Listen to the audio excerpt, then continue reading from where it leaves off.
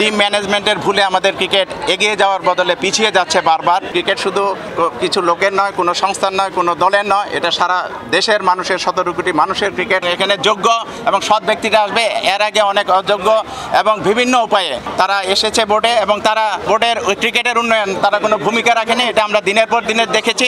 অযোগ্য লোক যাতে আর ক্রিকেট বোর্ডে না থাকে এবং দক্ষ সংগঠকরা যাতে ক্রিকেটের সাথে জড়িত থাকে সেটাই আমরা এনশিওর করার চেষ্টা করবেন। আন্দোলন হলো সারা দেশের মানুষ যে আন্দোলনে ঝাঁপিয়ে পড়লো, এই আন্দোলনে যারা শহীদ হয়েছেন তাদের প্রতি শ্রদ্ধা রেখে আমি আমার বক্তব্য শুরু করছি। আপনারা জানেন যে আমরা কয়েকদিন যাবৎ দেখছি যে ক্রিকেট বোর্ডের যারা ম্যানেজমেন্টে আছেন তাদের অনুপস্থিতি এখানে এবং সামনে যে পাকিস্তান সফর, এই টিম যাচ্ছে পাকিস্তানে, ন্যাশনাল টিম যাবে এবং সামনে মেয়েদের বিশ্বকাপ আছে, সবগুলি সামনে রেখে দেখলাম কয়েকদিন যাবৎ এখানে অনুশীলন হচ্ছে না, প্র্যাকটিস হচ্ছে না। তো আমরা এটা জানার জন্য আসলে আজকে বোর্ডে এসেছিলাম, কিন্তু আমরা এখানে এসে দেখলাম অনেকেই অনুপস্থিত আছে। এটা আমাদের খুব খারাপ লেগেছে। তা আমরা চাই যে এই কাজগুলি যারা এখানে কর্মকর্তা কর্মচারী যারা আছেন তারা যাতে এই কাজের কোনো বিঘ্ন না ঘটায় এবং এই যে সফরগুলি আছে এই সফরগুলি যাতে সঠিক এবং সময় মতো হয় সেটার দিকেও যাতে তারা খেয়াল রাখে, সেটাই আমরা দেখতে আসছি যে তারা ঠিকমতো কাজ করছে কিনা।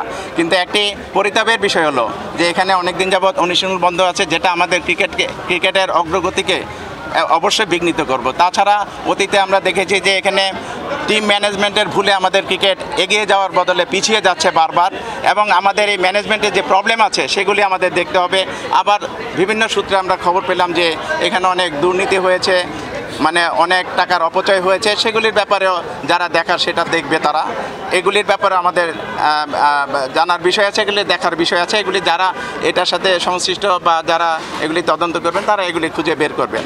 তো আমরা চাই যে ক্রিকেট শুধু বাংলাদেশের গুটিময় কিছু লোকের নয়, কোনো সংস্থার নয়, কোনো দলের নয়, এটা সারা দেশের মানুষের 17 কোটি মানুষের ক্রিকেট। সবার ভালোবাসার প্রতীক হলো ক্রিকেট এবং ক্রিকেট দিয়ে সারা বিশ্বকে কিন্তু বাংলাদেশ নাড়িয়ে দিয়েছে, বাংলাদেশকে চিনিয়ে দিয়েছে যে বাংলাদেশ খেলাধুলায় অনেক অগ্রসর। সুতরাং আমরা এটা যাতে বিঘ্ন না ঘটে সেটার দিকে আমরা সবাই লক্ষ্য রাখবো এবং এখানে কর্মকর্তা যারা আছেন তারা যাতে সঠিকভাবে সুচারুরূপে ভয়হীন ডরহীনভাবে কাজ করতে পারে সেটা আমরা লক্ষ্য করব। আন্তর্জাতিক মিডিয়াতে খবর এসেছে যে বাংলাদেশের যে ক্রিকেট বিশ্বকাপটি হতে চলেছে সেটি নিয়ে একটি তারা বিভিন্নভাবে নিউজ করছে। তো আপনারা কি এই জিনিসটা যাতে সচল থাকে সেজন্য কি বিশেষ কোনো উদ্যোগ নেবেন? ডেফিনেটলি যারা এখানে জড়িত আছে তারা তাদের দায়িত্ব সঠিকভাবে পালন করবে এবং এটা এখন তো তারা দায়িত্ব পালন করছে। সুতরাং এখানে বিঘ্ন হওয়ার কোনো কারণ নেই, কারণ ক্রিকেটটা আমি আগেই বলেছি যে ক্রিকেটটা 17 কোটি মানুষের সবার ক্রিকেট, সবার ভালোবাসার প্রতীক ক্রিকেট। সুতরাং ক্রিকেটকে সবাই এগিয়ে নেওয়ার জন্য যার যে দিক থেকে এফোর্ট দেওয়া দরকার, সহযোগিতা দরকার, আমরা আশা করি। 3 দিন আসলে প্র্যাকটিসটা ক্যান্সেল হয়েছে বাংলাদেশ টিমের এবং বাংলাদেশ টিমের সফর ছিল পাকিস্তান এই দলের, সেটাও ক্যান্সেল হয়েছে। আসলে এই যে সংকটপূর্ণ মধ্যে কি দ্রুতই কাটবে কিনা? না, আমি যতটুকু জানি যে বাংলাদেশের টিমের সফর ক্যান্সেল হয়নি, হয়তো পিছিয়েছে। তা আমরা চাই যে বাংলাদেশের এই সফরটাও সঠিকভাবে সঠিক সময়ে হোক, সেটা আমরা চাই। কারণ এই সফরের মাধ্যমে কিন্তু বাংলাদেশের ক্রিকেটাররা আরও উঠে আসবে, তাদের অভিজ্ঞতা অর্জন হবে। সুতরাং এগুলি ক্যান্সেল করার ভিতরে কোনো ক্রেডিট নেই। যারা এটা দায়িত্ব অবহেলা করছে তারা যদি এটা ক্যান্সেল করে থাকে তাদের বিরুদ্ধে আমরা হয়তো আন্দোলন গড়ে তুলব।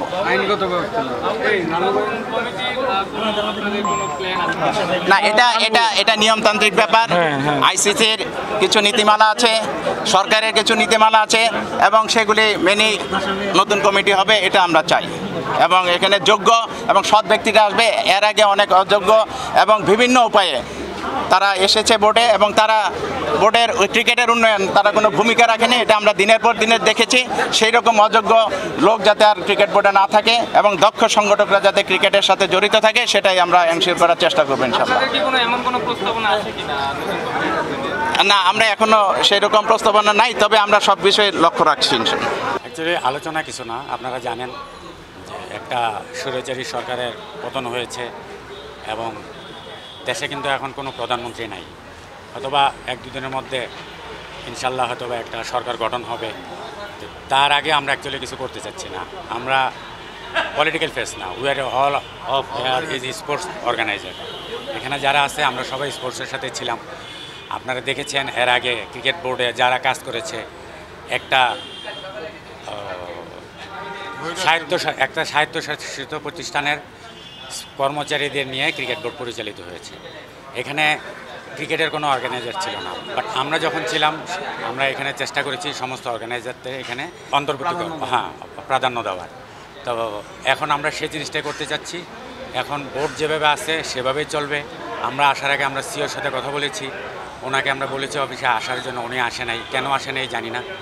তো আমরা এখন বর্তমান যে ট্যুরগুলো আছে ওই ইয়েগুলো চলমান থাকবে। আর এখন যেহেতু সরকার নাই, বোর্ডেরও কেউ নাই, বোর্ড এখন কেউ নাই, এখন স্টাফ যারা আছে আমরা তাদের বলেছি, তাদের দায়িত্ব দিয়েছি, তারা এখন বোর্ডটা পরিচালনা করবে। বাট যতটুকু করার দরকার তার চেয়ে বেশি করবে না। পরবর্তীতে একটা সরকার গঠন হলে আমরা চিন্তা করব ওই সময়টায়। কিন্তু ভাই বোর্ডে যে আসলে বোর্ড নাই, কর্মকর্তাও আসছেন না, এই সংকটটা কাটতে কতদিনের মতো লাগতে পারে? এটা অ্যাকচুয়ালি দেখেন, আপনার দেশের তো কোনো প্রধানমন্ত্রী নাই, এখন নির্বাচিত প্রধানমন্ত্রী নাই, সরকার নাই, সরকারবিহীন এখন একটা চলতেছে। এখন আমি যতটুকু জানি হয়তো বা 24 ঘন্টার মধ্যে একটা তত্ত্বাবধায়ক সরকারের একটা রূপরেখা তৈরি হবে, এবং তখন যারা দায়িত্ব থাকবে ওনারা যে ডিসিশন নেবে আমরা তাদের সাথে ইনশাল্লাহ থাকবো।